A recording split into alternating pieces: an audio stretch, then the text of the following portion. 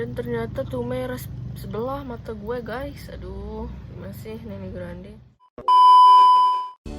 Assalamualaikum warahmatullahi wabarakatuh. Kembali lagi bersama saya Neni Anggraini, mahasiswa Komunikasi Penyiaran Islam semester 5 Universitas Fatmawati Soekarno. Sebelum kita masuk materi yang kita akan bahas, teman-teman ada baiknya untuk subscribe, like, comment, and share video ini agar menambah ilmu hasanah teman-teman dalam bidang komunikasi psikologi.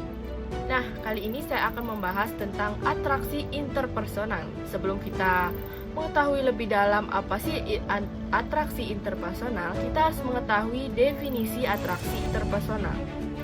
Atraksi interpersonal adalah seseorang yang dapat meramalkan arus komunikasi interpersonal yang akan terjadi. Semakin tertarik kita kepada seseorang, maka semakin besar pula kecenderungan kita berkomunikasi dengan dia. Atraksi interpersonal adalah kesukaan pada orang lain yang bersifat positif dan daya tarik seseorang. Nah, itu tadi definisi dari atraksi interpersonal. Sekarang kita akan memasuki apa sih teori-teori atraksi interpersonal. Kali ini saya akan membahas 4 teori yang terdapat di atraksi interpersonal. Yang pertama adalah reinforcement theory yang menjelaskan bahwa seseorang menyukai orang lain sebagai hasil belajar. Yang kedua adalah equity theory. Equity theory menyatakan bahwa dalam suatu hubungan, manusia selalu cenderung menjaga keseimbangan harga atau cost yang dikeluarkan dengan ganjaran atau reward yang diperoleh. Contohnya seperti kita membalas budi atau biasa disebut orang dengan take and give. Yang ketiga adalah exchange theory. Exchange theory menjelaskan bahwa interaksi sosial diibaratkan sebagai transaksi dagang.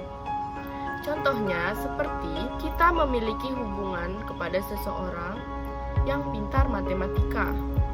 Kita harus mengambil keuntungan dari teman kita itu sendiri. Yang keempat adalah gain-loss theory.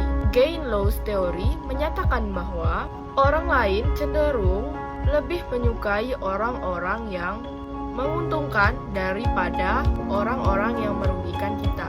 Contohnya, sama seperti exchange theory, kita harus mendapatkan keuntungan dari orang tersebut. Keuntungan yang kita dapatkan itu lebih banyak dibandingkan kerugian kita. Nah, teman-teman, itu tadi adalah 4 teori atraksi interpersonal. Sekarang kita akan membahas apa saja sih faktor-faktor dari atraksi interpersonal. Faktor yang pertama adalah kesamaan karakteristik. Dari yang saya baca, kesamaan karakteristik itu mereka harus sama nilai-nilai, keyakinan, tingkat sosial ekonomi, agama, dan ideologis. Yang kedua adalah tekanan emosional atau stres, yaitu jika seseorang sedang mengalami depresi dan dalam keadaan yang mencemaskan, atau orang tersebut sedang memikul beban yang sangat berat, maka ia menginginkan seseorang ada di sampingnya. Selanjutnya adalah harga diri yang rendah.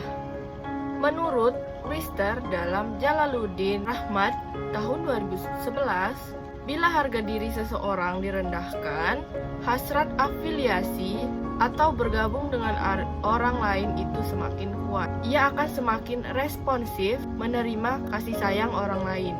Orang yang rendah diri cenderung mudah mencintai orang lain. Yang terakhir adalah isolasi sosial. Manusia adalah makhluk sosial.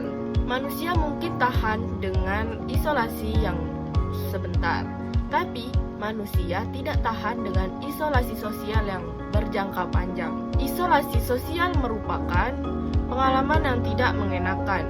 Beberapa penelitian menyimpulkan bahwa tingkat sosial berpengaruh pada kesukaan kita kepada orang lain. Selanjutnya kita akan membahas faktor-faktor situasi dalam atraksi interpersonal. Yang pertama adalah daya tarik atau biasa disebut dengan physical attractiveness. Beberapa peneliti menyimpulkan bahwa daya tarik fisik sering menjadi acuan. Kita cenderung senang kepada orang yang berwajah cantik atau tampan. Mereka sangat mudah memperoleh perhatian dari lingkungan sekitar. Jadi, tidak salah jika banyak sekali perusahaan yang menggunakan wanita cantik untuk menjadi bahan promosinya dengan berhubungan langsung kepada masyarakat. Yang kedua adalah ganjaran atau reward, yang artinya kita akan menyenangi orang-orang yang memberikan kita pujian. Yang ketiga adalah familiarity. Prinsip dari familiarity adalah mengambil dari peribahasa Indonesia, yaitu tak kenal maka tak sayang. Selanjutnya adalah kedekatan atau proximity. Kedekatan ini sangat erat kaitannya dengan familiarity.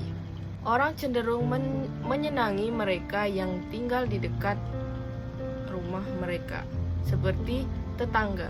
Yang terakhir adalah kemampuan atau kompetensi. Kita cenderung menyenangi orang-orang yang memiliki kemampuan yang tinggi daripada menyenangi orang-orang yang berhasil di kehidupannya. Aronson dalam Jamaluddin Rahmat tahun 2011 menemukan dalam penelitian yang dilakukannya bahwa orang yang paling disenangi adalah orang yang memiliki kemampuan yang tinggi. Nah, itu tadi adalah faktor-faktor yang mempengaruhi atraksi interpersonal. Sekarang kita akan membahas pengaruh atraksi interpersonal kepada komunikasi interpersonal. Yang pertama adalah penafsiran pesan dan penilaian.